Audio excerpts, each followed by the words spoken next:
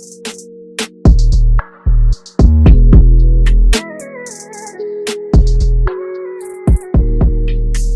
guys, today I want to talk a little bit about, we want to talk a little bit about basically one of the hardest things that we deal with in the industry, and that is clients. Whether that's clients meaning like somebody that you've tattooed, or in my case it can also be considered like clients meaning like an artist that has come and trained with you. So yeah, this one feels where do we start? So many directions. I know. Have we had any recently that are like coming to mind that are like standing out? I mean, you and I have one literally that like she Bree's like, what can I say? She scared me for a little bit because I thought I was gonna have to pay a lot of money. I thought she was gonna be coming to my house. I was scared. Are we talking about the same one? I don't know. Are we? I feel like there's the one that showed levels. up in rain. Yeah. I know. Yeah, there's different one. levels. That's the one. Yeah, like no, I was like, there's people that like Brisa has had, but then there's other people that are kind of just more. They really just want to know every detail, every 30 seconds, want to talk to you, and it's just different levels. Okay, wait. I don't want to call them craziness, but okay, a little crazy. Okay, but you said there's different levels. But have you had? You know who we're talking about with Brisa? Oh yes, So, absolutely. I would say that's like if we're out of 5 levels, that's like 4. Because then there's a 5th level of like harassment. No, she was level 5. No, what about that? No, there's another client of Amber's that came to our door because that's like she might hurt you. That level was 5. Brisa's. Yeah, she's just like Brisa's was the one that was ringing the doorbell for 45 minutes. She was. I don't know if she would like physically hurt us, but the other. Oh, I mean, try. I don't know. Bet she was bursting out the parking lot 4.5. She's not gonna beat our ass. Okay, so with that one, you thought. Wait a second. No, because I saw her in real life. I was like, while I was going around doing my own thing, I was like, please don't look at me. Please. But you thought you were going to have to pay something? Yes, I thought I was going to have to pay something. She was going to do a dispute or something. Well, I mean, she didn't. Knock on wood. This is not. But yeah, she didn't do a dispute, right? But what did we end up having to do? We mentioned in an earlier episode that we had, if you're going into this, you need to have a lawyer on retainer. So we did. We actually, with that one, had to call the lawyer. I still don't know how much that cost. But so I had to call the lawyer and they had to do a cease and desist because she was okay. But we have to kind of give a little backstory because I think people are probably like thinking now we're the crazy ones because all we're doing is talking trash about somebody, which is not the point of this episode by any means. But I know a bunch of people can relate to this.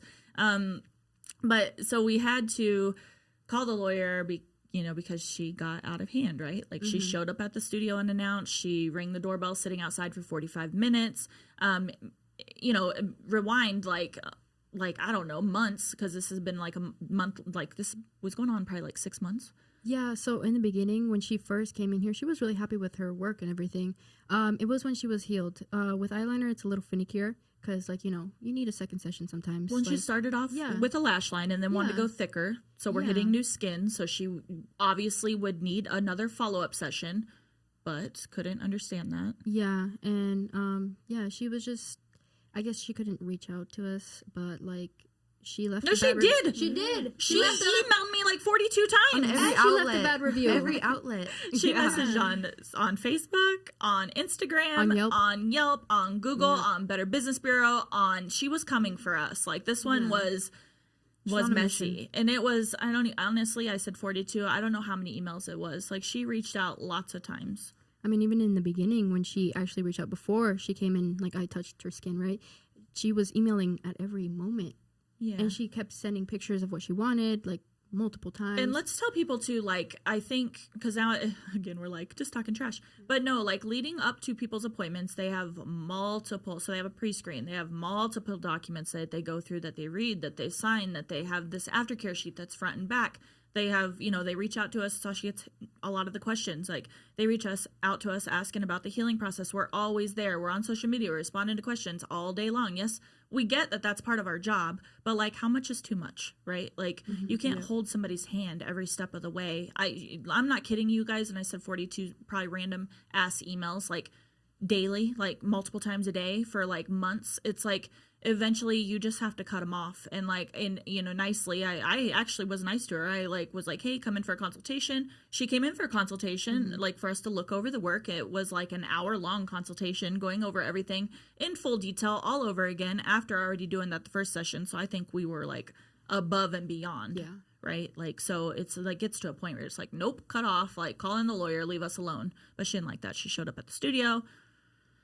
And then we had to call the lawyer again. So it was like this messy situation. So don't let yourselves get into a situation like that, because we let that one go probably a little too long because we are too nice, which we're trying to help people. But I think being in this industry, you have to be nice, right? Like, so like, I don't know, Sasha, I'm looking at Tanya, but I kind of want to go to Sasha because let's go to Sasha. Because she's the one that has to, I mean, at the end of the day, I would say no matter what, everything falls on your lap at the very end, worst case scenario. But I feel like Sasha is the first, because even if they're trying to reach out to Brisa or I, they always hit Sasha first. Yeah. So Sasha's always like the punching bag, and then it kind of trickles down to everyone else. And poor Sasha too, because I look at Sasha, I'm like, Sasha, handle it. I can't. I got mental capacity.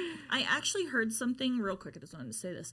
I think I was listening to a podcast, and I heard something that it's different, and not that it doesn't suck just as bad for you, but for her, for you to have like that filter, that barrier that's like, let her, I know it sucks, Sasha, but like let that person, there be a person between you and the artist, because us as artists, we'll carry that shit around for weeks and weeks and weeks. So Sasha's like, I don't give a fuck. Yeah. Like, this ain't my face. Like, this ain't my problem, and this is not a problem. Like, she is very good at, like, putting that wall up, and it's like, oh, so diffuse this. And then by the time they come in for the touch-up with me, it's all squashed. So thank you, Sasha. Yeah. They usually just need someone to rant to. You just let them rant and just be like, we understand your concerns, and then they're usually happy after that. But there are a few that were like, are there any things that when you're like, when you are responding, so some people, I mean, I feel bad because some people don't have front desk. They don't have that like filter, right? That before it gets to them. But is there anything that you see like on a regular basis that is like common, like that you would say with clients? Like, is it always healing? Is it always, or is it all over the board? Is there questions and they're like, I would say it's all over the board. It just depends. Like, you get some people who don't ask any questions at all. They're just like, okay, here, like, I want to book, let's do this, and we're good. And there's the other people that are like, here's my whole list of questions that I have for you. Or my whole problems. Yeah. Like, we recently had one that was like, what did she say? Like, she was like, there's something really wrong. That was a message she texted, right? Oh, there was a voicemail, yeah. Yeah, and then was it just about the scabs? Yeah, and and then once they send the photo, we're like, this is normal, and we explain it to them. So like Tanya and I as artists, so when we hear that, we're like, yeah, oh my god, their face is falling off, like we did something wrong. When Sasha played me the voicemail this morning, I was like in bed, and she was like, here, listen to the voicemail, because I'm like, I want to know what I'm going into, like I want to know what to prepare myself. Guys, and she said this morning, let you know, we've been out of the studio for a while, so we're a little behind on messages. This did not happen just today. Like, this is a past scenario that we're kind of behind on. So I'll be honest with you, in business that happens. So so she played me the voicemail. She's like, something's so wrong with my eyebrow, like it's just so wrong, I don't know what to do. So I'm thinking like, this lady has pus coming out of her eyebrows, like it's infected, like there's some crazy stuff going on. And then come to find out, it was really just, it was completely as expected. Like I saw it and I'm like, oh my gosh, this is completely 100% normal. But that's one of those things where the client like kind of did overreact, but that's just like, she's just concerned, but she wasn't like, trying to harass us. So let me ask you this, because this is something I literally cannot like wrap my brain around, and I've been doing this a long time, so I kind of get a little more irritated a little sooner than I probably should. But I'm just like wondering. So we talk to them throughout the whole procedure. They have like I mentioned, they have pre-screen form. They have all these documents that they're reading through that's telling them exactly what to expect. They have the aftercare sheet that is front and back, telling them literally what to expect day by day. Not only that, Amber thinks that people don't read that full sheet because it's too detailed. So I made a little tiny card that breaks it down even less detailed for the people that wouldn't get through the sheet, because I know I would not read that whole sheet. So what is it that they feel like they don't have the answers? Like, I feel like what else can we do? I'm like, I don't know. They just want to be touched. They just want to be talked to. Just loved. Yeah. I think that's all it comes down to. Yeah. That's it. Yeah. They want to be talked to and just comforted. Yeah, at least, I mean, there's some times where I'm just like, oh my gosh, it's excessive. But too, I guess as an artist, I think like they're getting their face tattooed. I don't know. Yeah. But also I'm 2 years in. I'm not that, I'm just like, oh my gosh, some lady called me because her scab fell off, like freaking me out. Like, I'd be like, Sasha, handle that shit. I'm gonna go have a coffee real quick. Exactly. But I'm just like, it's not like, she just wanted to be told it's okay, and she was totally fine. I hopped on a phone call with her. I'm like, oh, that's totally normal, and she was as happy as could be, even with her eyebrows falling off. In that moment, when you heard that voicemail, body response, mental, what was going on? Oh, I got sick. I jumped out of bed. I felt the color leave my skin. I was like, oh my gosh, because or at least that's just me. I immediately think the worst, especially like this voicemail sounded alarming. Like, it sounded alarming, so I'm like, oh my gosh, like, I'm freaking out, and it's a lot. Like, being an artist is very mentally exhausting and draining. And that's another thing people don't talk about. I know. Yeah. I know. I was thinking of a situation that is now handled and settled, but I mentioned earlier, like, not wanting to just focus on clients with this, which, I mean, we'll tie this up. We kind of want to tell you guys, like, how to be a good client, how to be a good student. But real quick, because I don't want us to run out of time, but it's not just clients, like I mentioned earlier, that we are tattooing, but clients in a sense of artists coming to train. So unfortunately, you get bad experiences, right, with artists coming to train. I just went through one hell of a roller coaster ride. First time in 9 years. This feels good to talk about this. Let's get it out. We need to be a little bit longer of an episode. It's a lot. It is a lot. But so, you know, the artists, I talked to them for months leading up to them coming to train. And, you know, look, you're going to have chargebacks. You can't deny that sort of stuff's going to happen. So actually, a lot of people reached out to me because I did a rant on IG. I'd never done that before, but I'm sick of not speaking up because I think, you know, we're not always a bad guy like we're meant out to be, like we're made out to be, because I feel like, you know, there's always two sides to every story. So she had her say on her side of the story. But I talked to her for many months leading up to. You could kind of tell through the messages that she was going to come in expecting me to magically make her a great artist. Like, I'm like, here's this little package. When you unwrap it, you're going to be fixed. Like, I got this problem, that problem, this problem. It's all just going to be fixed. It's like, no, like we've already discussed, you know, it takes a lot of hard work, right? So anyways, this particular situation, I was going to say, like, a lot of people reached out and they were like, actually, like 1 in 9 years, that's really amazing. So, like, pat myself on the back. But it was a doozy, you guys. So she came, she did a 2-day hands-on course, 4 models, blocked off my entire schedule. We did not charge those models because obviously, like, she is an artist in training. So, we didn't make no money off of those models when I could have charged them. My rate is $1,200. So missed out on $2,400 a day just taking clients. So that goes in, you know, you're not missing out because obviously she paid for a training course, but she also then got online courses. She also got a full handout. She also, like, multiple handouts, three to be exact. So I feel like that's a really shitty person. I know that's kind of like, should she say that out loud? But yes, because she goes back and then she does a charge back. And then I have no say. Like, that's kind of how it felt, is like, but thank God, real quick on that, is like, thank God, because I think the thing that saved our ass is having those cameras. We have, you know, cameras all throughout the studio. I think we have like 9 cameras.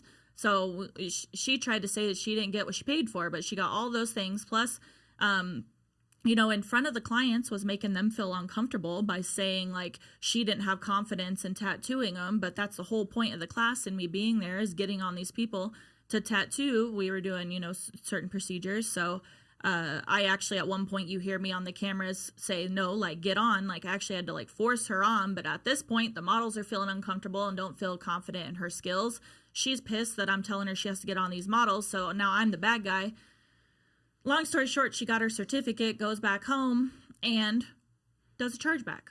So Sasha and I sit down. Took us how many days? Like, multiple days. Again, losing our time and money. Time is money, you know what I mean? So last thing we want to do is submit all this footage and all these documents and these thank God we have really great contracts. This is not a plug, but we have a course for that has all of our contracts included. And I really truly feel that those contracts, and Sasha's sitting down with me and helping me because I'm like all over the place all the time, because when you're busy, I'm talking a lot. When you're busy, I'm like, it's the last thing you want to do is sit down and, like, okay, focus. Like, we have to write down now step by step what was included, what happened, like, and then submit all these footage and photos and messages and, you know, the Ring camera footage, all this shit, just to, like, try to fight to get our money back. And then they still hold the money for months. So I'm like, it was just a nightmare. So definitely, I'm gonna stop talking now, but make sure your contracts and shit are in place, because if you ain't got a Sasha and you ain't got contracts, you ain't got cameras, you're screwed. Because I 100% think that they would have given her money back. Yeah, we won it. We won it. What's funny too is that even before the chargeback, she reached out and wanted to be part of our team, didn't she? Yes, Yeah. she reached out, wanted to be part of the team, and during training class, she stated that she wanted to join our apprenticeship program. So that's a full-on scam. Like, it just doesn't make sense to me, because I'm like, she would have probably did a chargeback on that entire 6-month training program. I remember even making a comment to, like, during when you told her to hop on, and she was like, "Oh no, I'm just gonna record."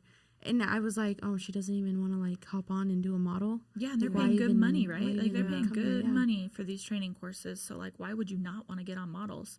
Brisa just started training recently, but Brisa had a good experience.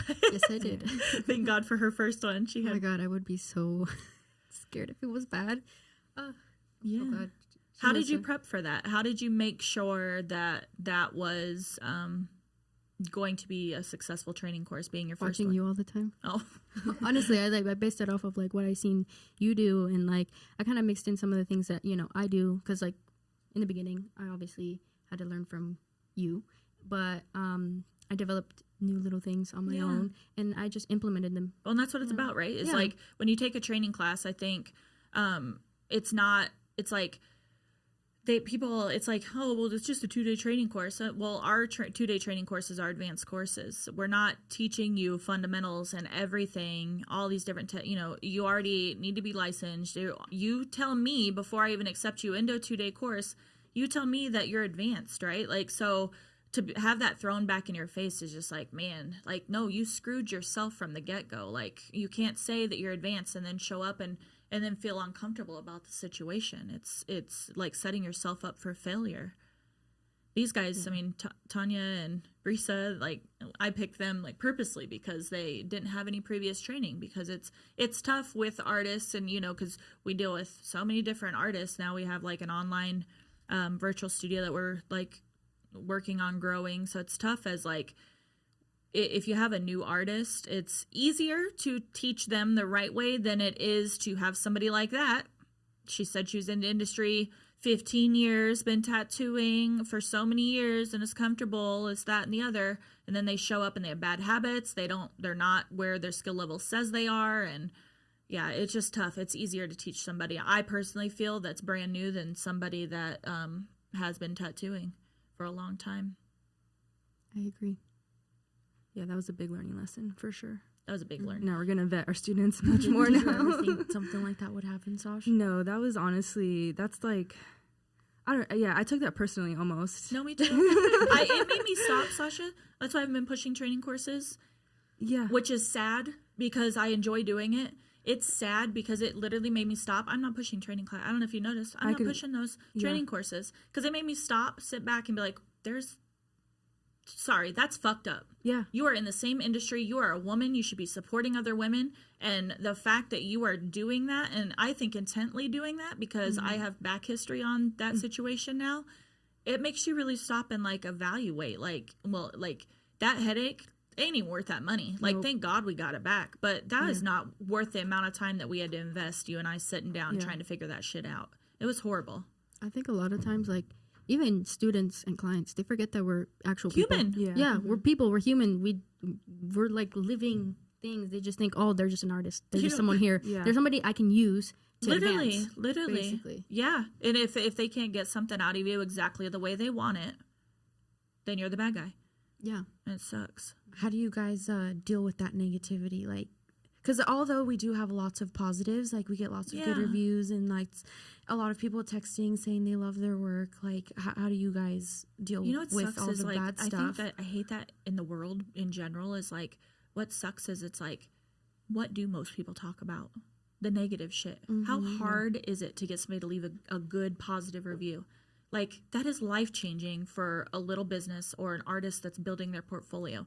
A good review that just gave me goosebumps. It's literally life-changing. But the only thing that people want to talk about is, like, the bad stuff. And it's like, the bad stuff takes, especially for being an artist, like, we're emotional. Like, we feel that shit for a long time. And it's like, like we always say this, we wish we could review. Wish we had a place to review them. But I think, I don't know, I like, sorry guys, not sorry, but I'm like, I lean on you guys a lot for like support when shit like that goes down. I'm like talking it out. I'm like, am I crazy? Are they crazy? What's happening here? Like, are we okay? Like, it really makes you doubt yourself, you know? Yeah. So it makes sense. Yeah. And to like, I mean, how do we lift ourselves up from it? And like, how do we get past it?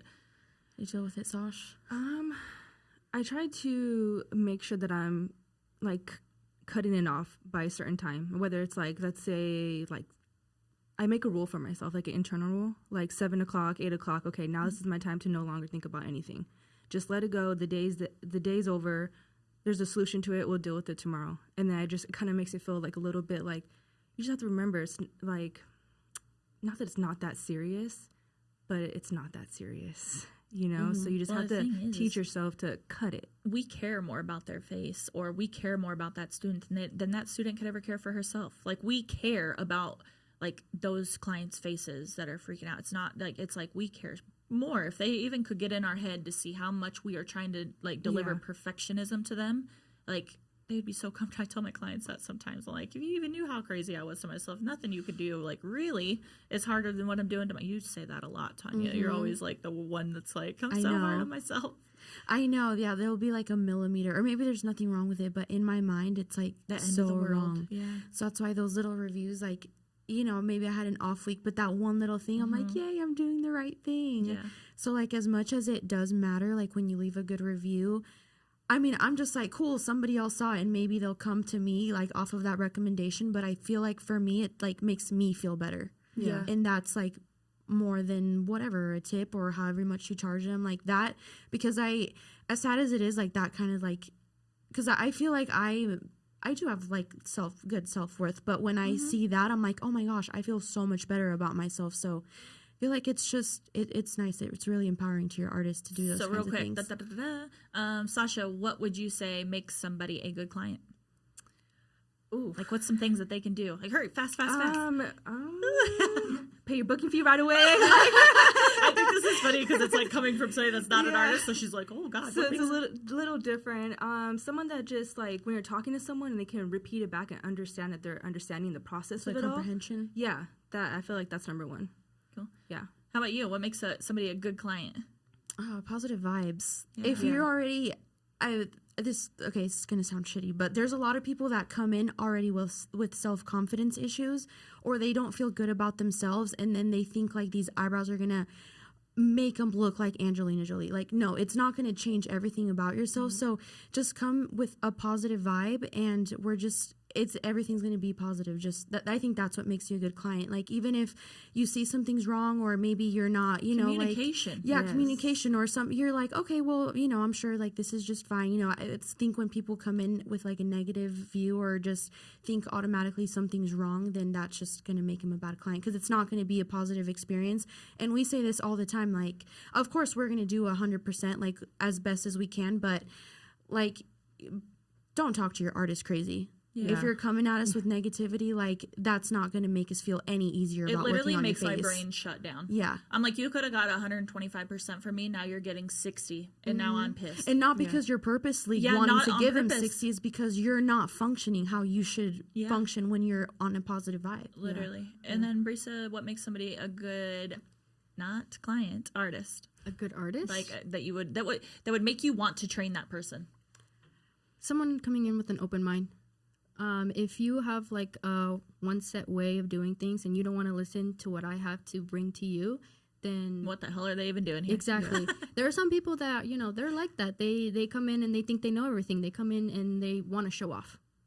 They want to show off to you because they want to hear, oh, that's cool. That's you're doing good, right? But you come in with an open mind, like, you learn a lot more. And I think, too, we're so limited on time with somebody that is traveling to us to take a training course. Mm-hmm. It's like, it's cool because we're all artists and we may pick up something. We might learn something from that person showing us a thing or two. Mm-hmm. But it boils down to we have to stay on task, right? Like, in order for me to provide you the worth of what you're paying me, like, I have literally a set thing, like, in my brain. I'm like, they got to cover, you know, this machine, this needle. We got to do these movements. We got to do this on this model with this on this model. They got to, like, there's a checklist. So yeah, I mean, also trying new things. Like, some people don't like trying new things. Yeah. Like, this industry is literally trying new things all the time, every day, all day. Literally. Like, you're gonna see new skin, new faces, new everything. And if you don't, if you don't have multiple different skin types, multiple different like skin colors, you're not gonna know what to do. Right. When it comes, you're gonna be like, what do I do? Right. Well, I think that's it for today, you guys. Join us next time for our next episode. And yeah, thanks for joining us. Bye.